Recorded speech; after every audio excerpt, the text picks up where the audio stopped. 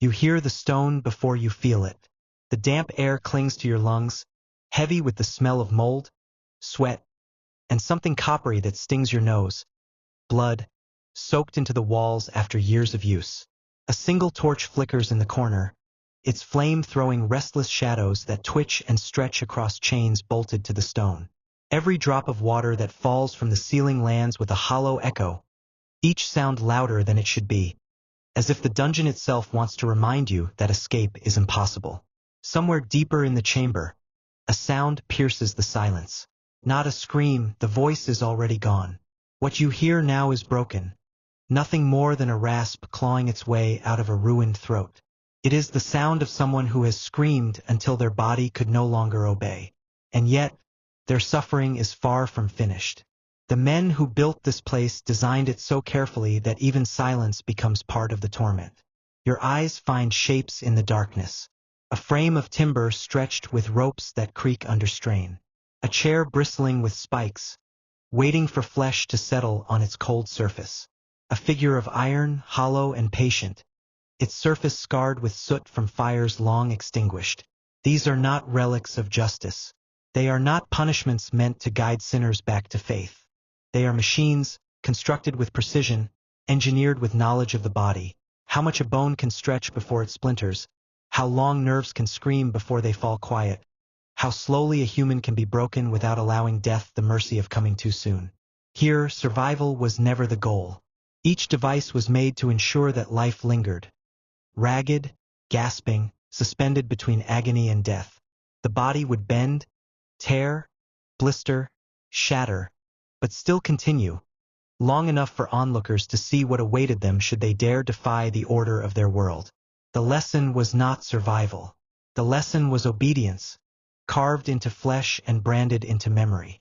And tonight you are about to walk through this chamber of inventions. 11 devices, some whispered about in old tales, others buried in archives, their names almost forgotten. But they were real, they existed, and each one carried with it the certainty that you were never meant to survive. Torture in the Middle Ages was not chaos, nor was it the work of frenzied men drunk on cruelty. It was calculated, measured, and sanctioned. What happened in those chambers was not hidden from the law, it was written into it. Royal decrees listed what could be used.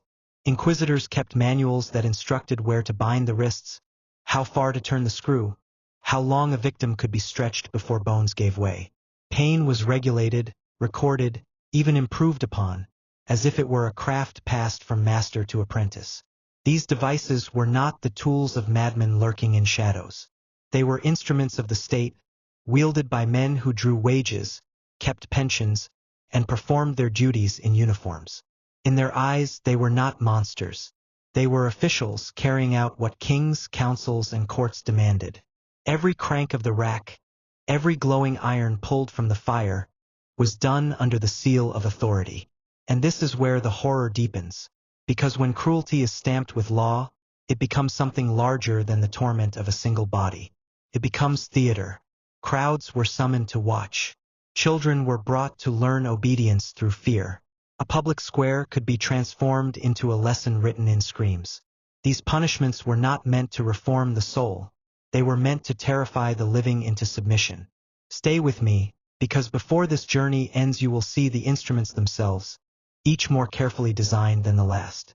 11 devices that carried names whispered in terror across Europe.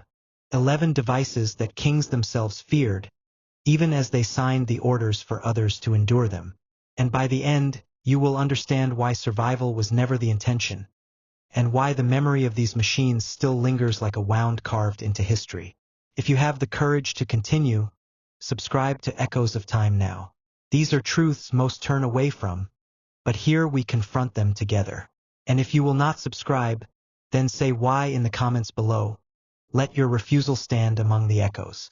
The first device waits in the shadows, deceptively simple at first glance. A wooden frame, rollers fixed at each end, ropes tied to wrists and ankles. To the untrained eye, it could almost pass for a carpenter's bench. But this was no tool of building, it was a tool of unmaking. They called it the rack. The condemned would be laid flat upon it, arms and legs bound so tightly that their pulse could be seen throbbing beneath the skin. At a signal, the torturer's hand gripped the crank. With each turn, the rollers twisted, pulling limbs in opposite directions. The body, designed to bend and flex, was forced into its opposite function, to stretch until flesh and bone betrayed themselves. The first pull brought a searing pain across the shoulders and hips, joints straining in protest. The second tore ligaments with a sound like ropes fraying in a storm. Witnesses described the third and fourth turns as a symphony of breaking, cartilage snapping, vertebrae separating with dull, wet cracks. Some said it sounded like green wood being split apart, only these were not branches, they were human bodies. This was not guesswork.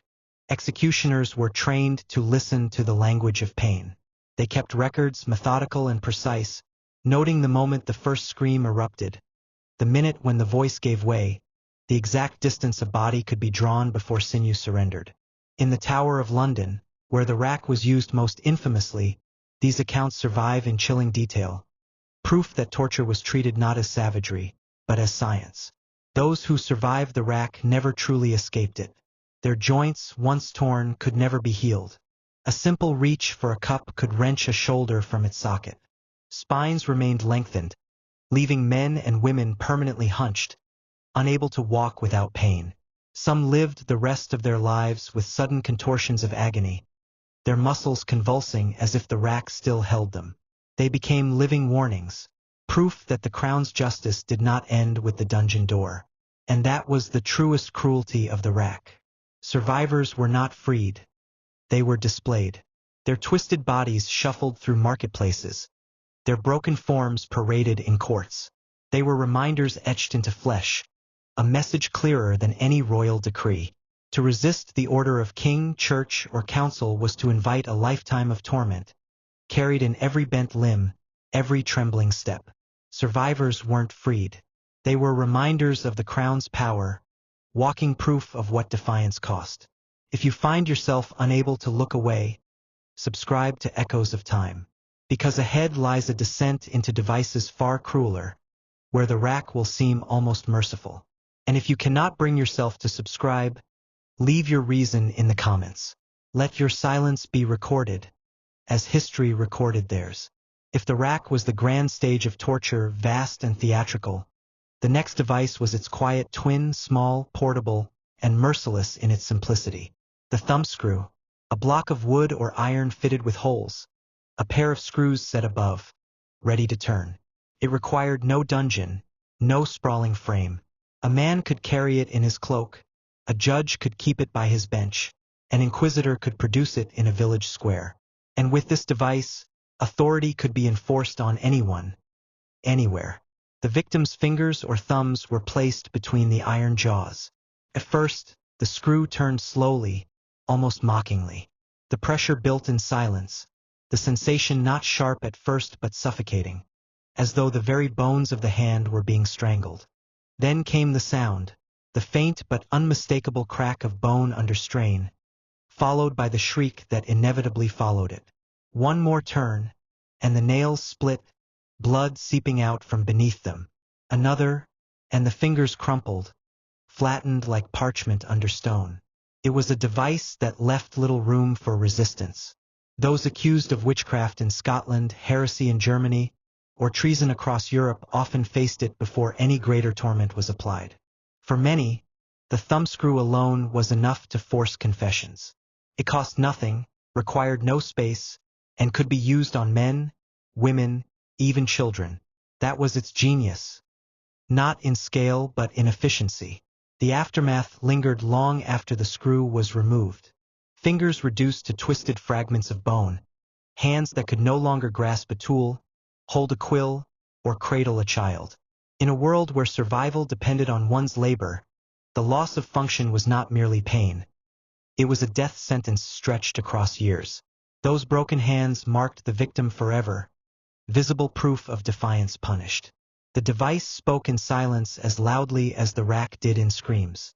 You could see its imprint in marketplaces, where men who once worked the fields could no longer lift a hoe. You could see it in villages, where women accused of witchcraft carried crippled hands for the rest of their lives, ostracized and condemned by scars they had not chosen. If this is already making you shiver, subscribe to Echoes of Time, because what comes next will test your limits. And if you refuse, let your reason be carved into the comments, the way bones were carved beneath the screw. It stood like a throne, but not one meant for kings. At first glance it appeared to offer a seat, but the moment a victim was forced into its embrace, the deception revealed itself. The iron chair, forged from cold metal, its surface studded with hundreds of spikes, each one placed with precision to pierce flesh the instant skin met iron. Over 500 of them in some designs, covering the seat, the back, the arms, even the footrest. There was no angle, no position, no shift of weight that did not drive steel deeper into the body. The condemned was strapped down tightly so that every attempt to flinch, every involuntary shiver of agony, only pressed them harder against the points. Even the act of breathing became its own torment. Inhale and the chest expanded against the spikes. Exhale and the body sagged into them further. There was no relief. The chair consumed every movement, transforming the victim's own body into an instrument of pain. But the cruelty of the chair did not end with the spikes. Beneath it, executioners would sometimes build a fire. Slowly, the iron grew hot, then red, then white with heat. The victim's screams rose with the temperature, flesh sizzling against steel, the smell of burning fat filling the chamber. The spikes did not merely pierce now. They branded, cauterized, and roasted. Blood and fluids trickled down the grooves built into the chair's base, collecting into channels designed to drain them neatly away. This was not chaos. It was engineering. Records tell of prisoners surviving for hours, even days, on this chair of agony. Their bodies immobilized, they became exhibits of suffering. Some were displayed in public squares, where onlookers watched as victims writhed in place, too weak to scream, too broken to faint. The iron held them upright long after their strength was gone, a figure of agony locked in eternal posture. And yet, the purpose was not simply to kill.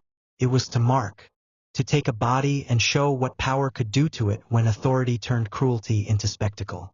The chair's victims were not just destroyed physically, they were reduced to symbols, living lessons, their agony teaching obedience more effectively than any sermon or decree. But there were devices that went further still. Devices that did not simply pierce flesh or scorch skin, but twisted identity itself.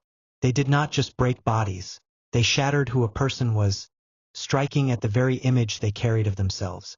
If you dare to see how far cruelty reached, subscribe to Echoes of Time. What waits ahead is darker still. And if you will not subscribe, leave your defiance in the comments, the way others once left theirs in silence under the iron's bite. If the rack tore the body apart by stretching it beyond its limits, the scavenger's daughter did the opposite. Where one sought to pull, this device sought to crush. Its iron frame forced the victim's body into a crouch so unnatural that the knees were pressed to the chest, the spine bent forward, the head forced down until it nearly touched the ground. Iron bands clamped the limbs tight, folding the body in on itself like a grotesque bundle. The pressure was immediate and relentless. Blood vessels strained until they burst, tiny rivers of red blooming beneath the skin. Veins bulged in the temples, eyes reddened and swelled, lungs fought for space against the crushing ribs. Breathing became a labor, each gasp shallow, the chest unable to expand against the iron's grip. Some prisoners passed out quickly, but that offered no mercy. They were doused with water, roused back to consciousness, only to feel the crushing weight resume. In the Tower of London, the scavenger's daughter was often employed side by side with the rack.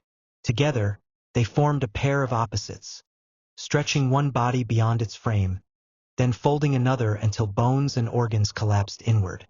One prisoner's account described the device as a coffin while alive, for it locked the body into the shape of the grave before death ever arrived.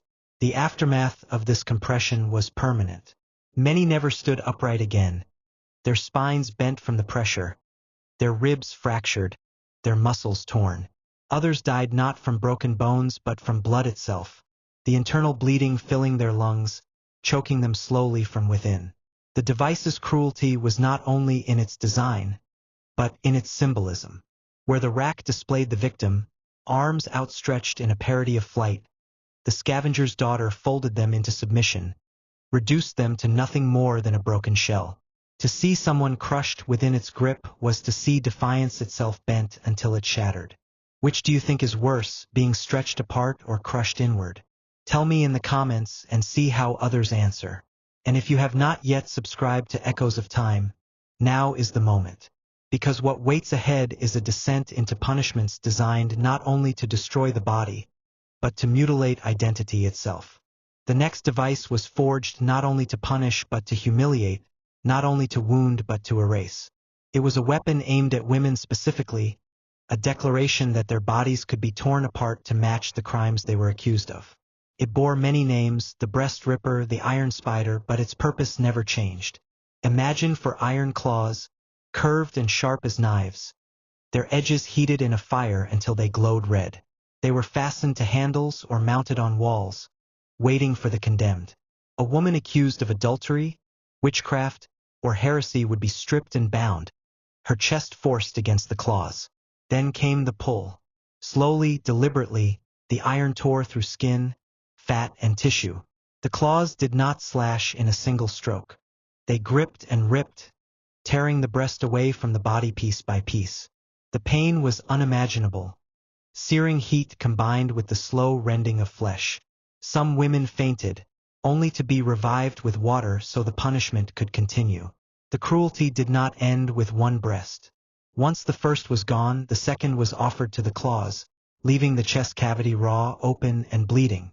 Witnesses spoke of the smell of burning flesh filling the chamber when the claws were used hot, a smell that clung to the air long after the screams had faded. Few women survived. Those who did were left permanently mutilated, their wounds festering with infection. Even if their bodies endured, society cast them out. Their disfigurement marked them publicly, a sign to all who looked upon them that they had been judged unworthy of mercy. They could not marry, could not return to their families, could not walk through a market without stares and whispers. Their bodies bore not just the scars of torture, but the weight of exile.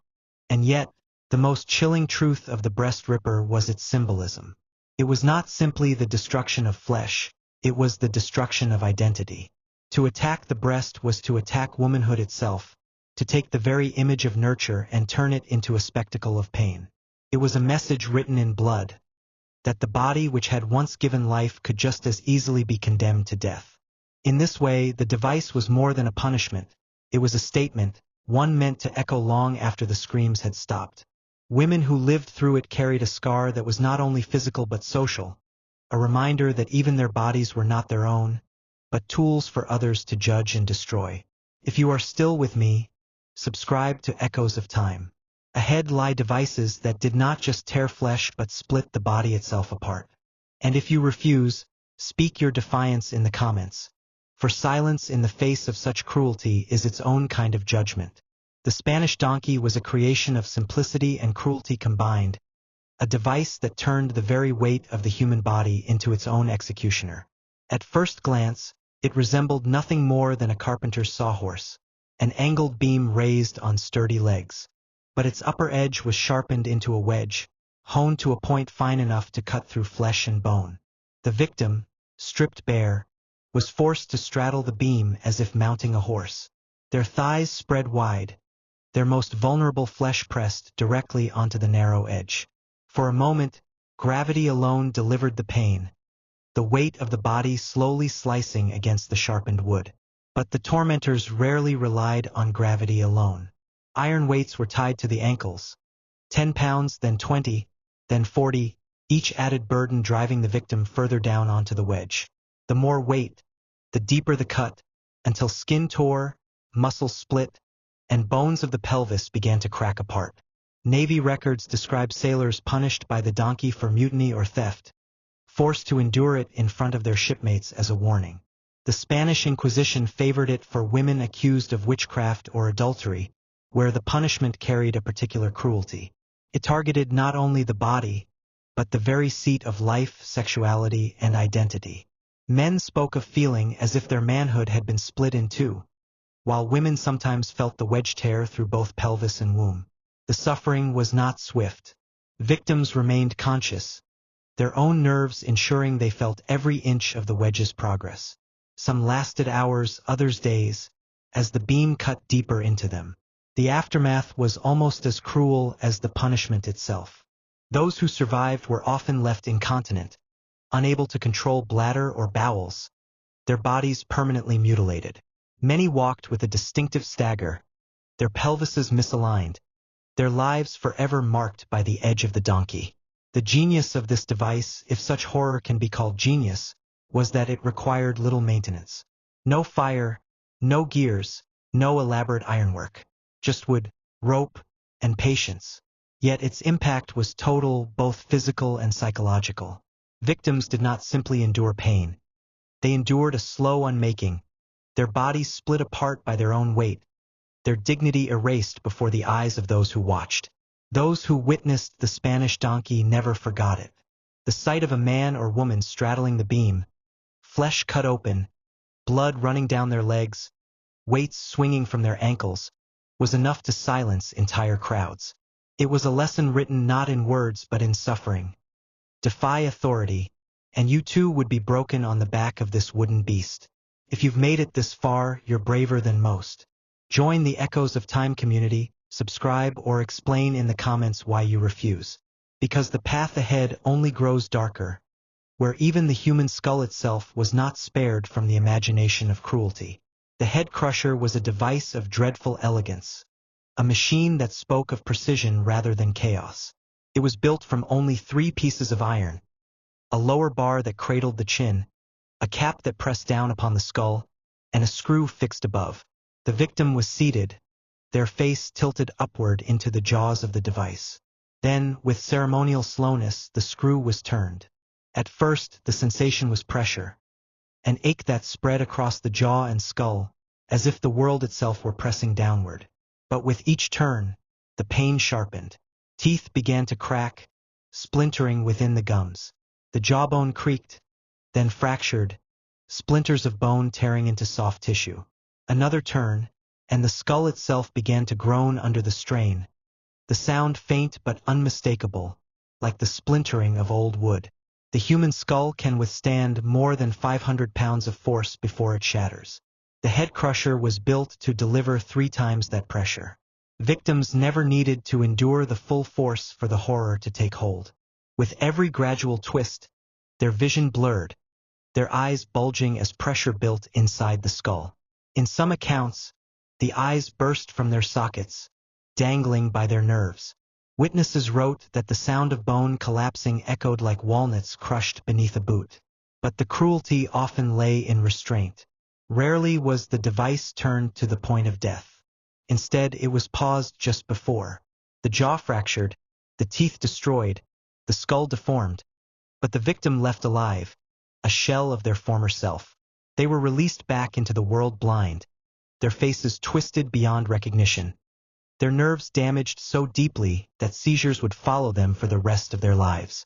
The Spanish Inquisition recorded the use of the head crusher on ministers and nobles, men of standing who were forced to sign confessions afterward with shattered hands that trembled from the trauma.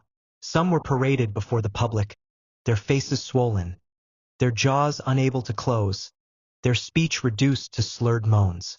They were no longer symbols of defiance.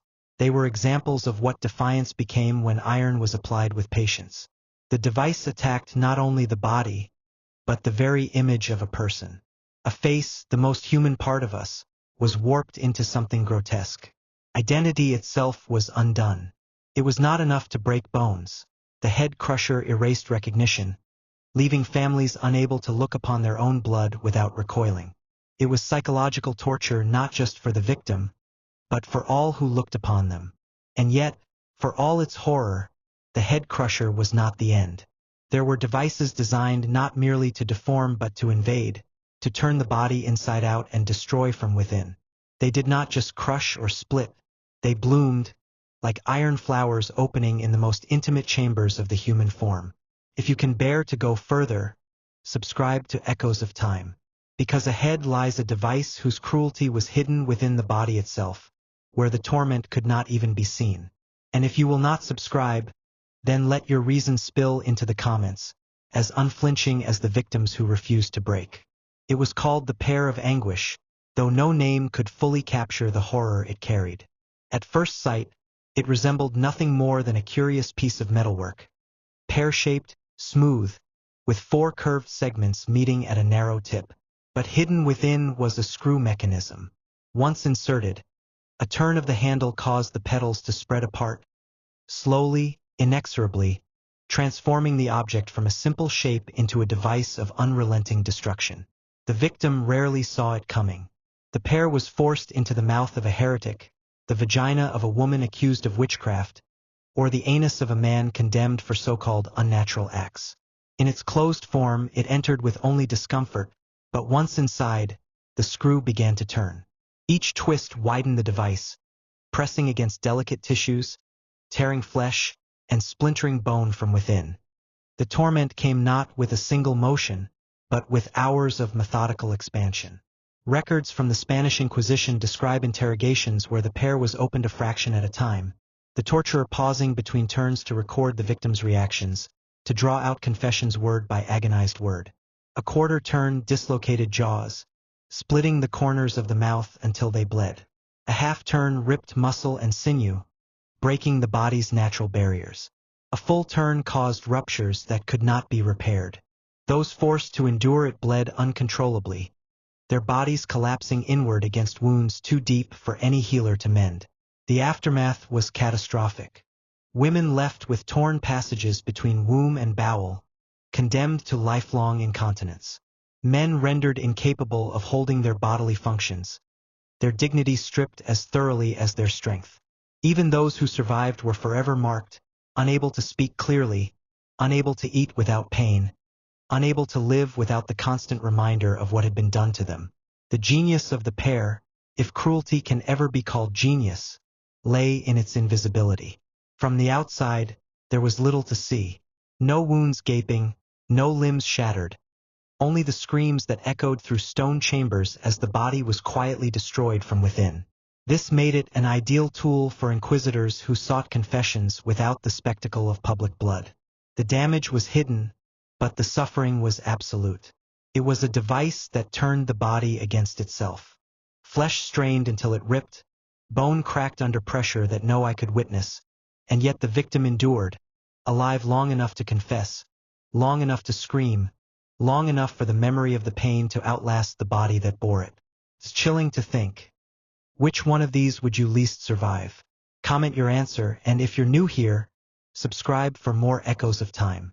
Because the torments ahead did not hide inside the body. They were made for public view, crafted to transform execution into theater. It was known simply as the wheel, but history remembers it as the breaking wheel, a device that turned human suffering into a public performance. It stood tall in the open square, a great wooden frame rimmed with heavy spokes. The condemned was bound to it, their limbs threaded through the gaps like threads woven into a grotesque pattern. Their body was stretched across the frame, vulnerable, exposed to the gaze of the crowd. And then came the hammer. The executioner's blows fell with methodical precision. First to the shins, then to the arms, then to the thighs. Bones snapped like branches under an axe, the sound of splintering echoing across the square. The body writhed against the spokes, but there was nowhere to move. Each strike was chosen not to kill, but to cripple. Joints shattered, flesh crushed, blood soaking the wood.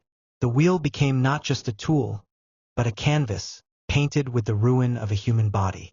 In merciful cases, a final blow would be dealt to the chest or neck, ending the agony swiftly.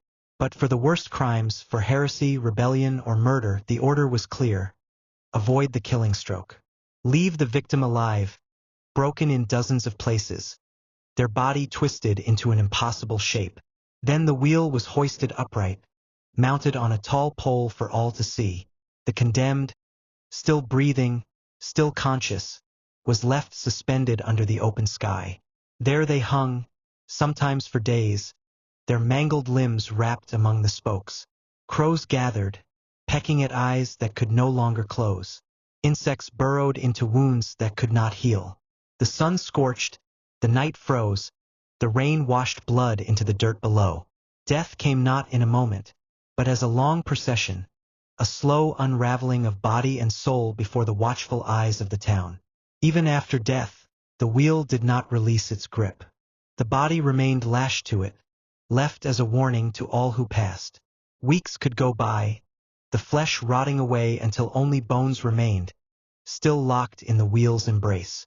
In some places, archaeologists have uncovered fragments of skeletons fused into the wood itself, remnants of a punishment designed not only to kill, but to endure as memory. The breaking wheel was not punishment hidden in dungeons or whispered in chambers. It was a spectacle, an event attended by hundreds. Parents brought their children to see, to learn what disobedience meant. Merchants sold bread and wine to onlookers while the condemned cried out above them. It was justice transformed into theater, cruelty sanctified as civic ritual. And that was its truest lesson. The wheel was not meant to destroy one body, but to terrify many. Each strike of the hammer was a message written into bone. Each groan of the condemned a warning carried through the crowd. It was not the death of one person. It was the taming of an entire town through fear. Execution was not only about ending a life. It was about control, spectacle, and power. The wheel made certain that no one could forget who held that power, and what it could do to flesh and bone. Tell me, which would you fear more? The silence of the dungeon, or the public gaze of the wheel? Leave your answer in the comments. And if you are not yet part of this journey, subscribe to Echoes of Time, because the worst was yet to come, when the saw was raised and even the body itself was cut in two. The saw was a tool of builders, carpenters, and farmers. But in the hands of executioners, it became one of the most horrifying instruments of death ever conceived. Known simply as saw torture, it required no iron forge, no elaborate design, only a sharp blade, a rope, and patience. Its simplicity was its cruelty, for nothing could disguise the horror it unleashed. The victim was suspended by the ankles, their body inverted, head down, legs spread apart. Hanging upside down served a purpose. Gravity forced blood to rush to the brain, keeping the condemned alive and conscious far longer than if they were upright. Then the saw was placed at the groin, its teeth poised at the most vulnerable place of all. With a slow, steady motion, the executioners began their work. Each pull of the blade sliced deeper, severing flesh, tearing muscle, scraping bone. The saw entered at the genitals, cut into the pelvis, and crept steadily toward the abdomen. The condemned screamed at first, but as the blade advanced, the screams turned to gurgles, blood filling the throat. Witnesses wrote of eyes rolling wildly in their sockets, of heads thrashing against the rope as the body tried in vain to escape itself. The inverted position meant the brain remained flooded with oxygen, and so consciousness lingered even as the saw tore into organs. Some victims remained aware until the blade reached the chest, their eyes still darting, their mouths still opening and closing in silent agony. Executioners sometimes paused midway, letting the condemned dangle half-cut, prolonging the spectacle before finishing the task. This method was not confined to one land.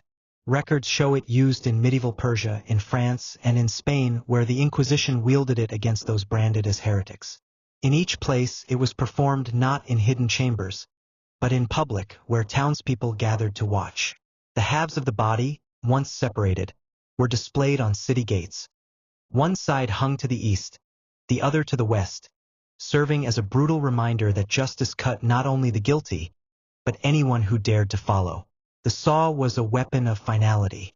Unlike the rack or the chair, there was no survival. It reduced a human being to parts, erasing them utterly. Yet it was more than execution.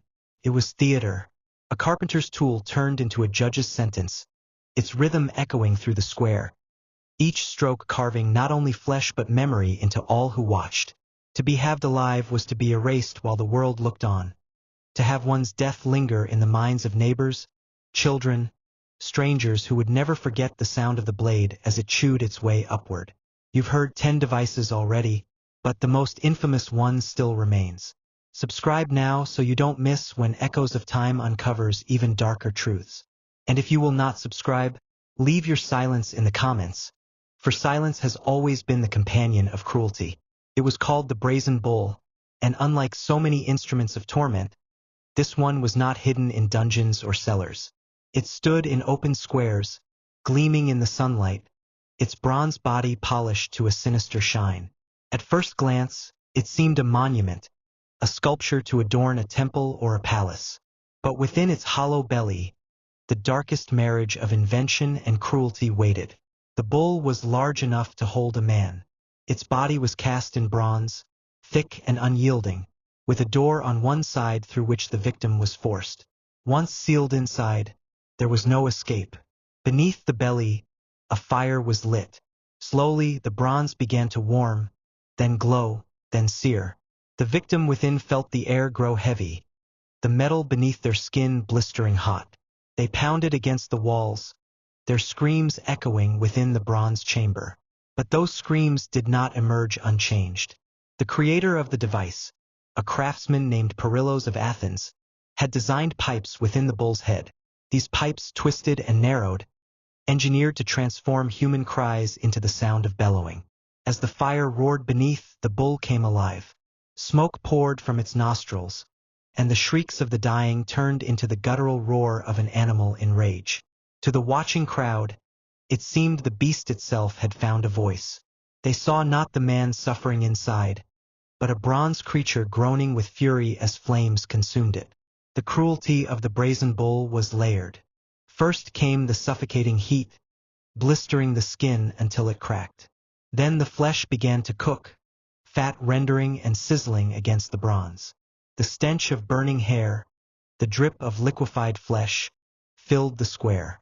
Finally, as the fire grew hotter, the body roasted from the outside in, organs collapsing as they boiled. Death came only after the body had endured the slow process of being cooked alive.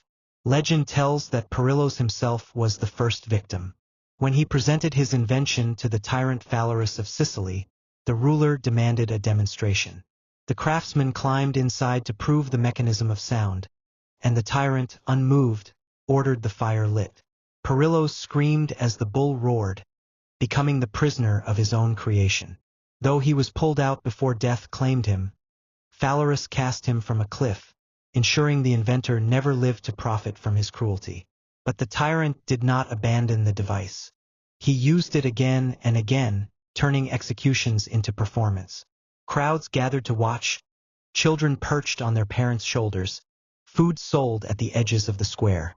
Justice became entertainment, and suffering became sound. It was not enough for the condemned to burn. Their agony had to be transformed, made into something that entertained those who looked on. The brazen bull was not merely a machine of death. It was a symbol of the grotesque creativity that emerges when power seeks spectacle. A tool meant to remind every eye that no man's flesh, no woman's voice, was beyond the reach of cruelty dressed as justice. And when the bull roared, the crowd did not hear human suffering. They heard the echo of power, amplified through bronze. You have now witnessed all 11. Which of these devices chills you the most? Leave your answer in the comments and subscribe to Echoes of Time, because the echoes do not end here. More shadows wait in history, and the only question is, will you dare to face them? Step back from the blood and the screams, and you begin to see the truth that lingers beneath them. These were never simply devices of cruelty. They were tools of order, sanctioned by law, carried out in public, defended as justice. Torture was not a shameful secret. It was a spectacle, written into decrees, endorsed by kings, refined by inquisitors, and watched by crowds who cheered or fell silent as bodies were torn apart before their eyes. The rack, the wheel, the saw, the bull, each one was more than iron and wood. Each was a message. They told the people that defiance had a cost, written not only in death, but in prolonged suffering.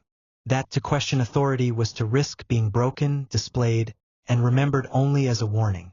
Even the survivors were not spared. Twisted limbs, shattered jaws, mutilated bodies became walking symbols of obedience, proof that the reach of power extended into flesh itself. And yet, the most haunting truth is not the cruelty of the devices, but how ordinary they became. Torturers were not seen as monsters. They were officials, earning wages, perfecting their craft with the precision of artisans. Crowds were not horrified onlookers. They were neighbors, parents, children who accepted pain as theater, who carried the memory of screams home like echoes of a sermon. The instruments of torment did not exist on the fringes of society. They stood at its center. These devices weren't just instruments of death. They were warnings etched into the human imagination, reminders that power, when left unchecked, can twist creativity into cruelty, justice into spectacle. They are echoes of time that still haunt us today, shadows that whisper what humanity is capable of when fear becomes law. Which of these devices shocked you the most? Leave your answer in the comments below. Subscribe to Echoes of Time to walk with me further into history's shadows. And if you refuse, let the comments bear witness to why, because silence too has always been part of the story.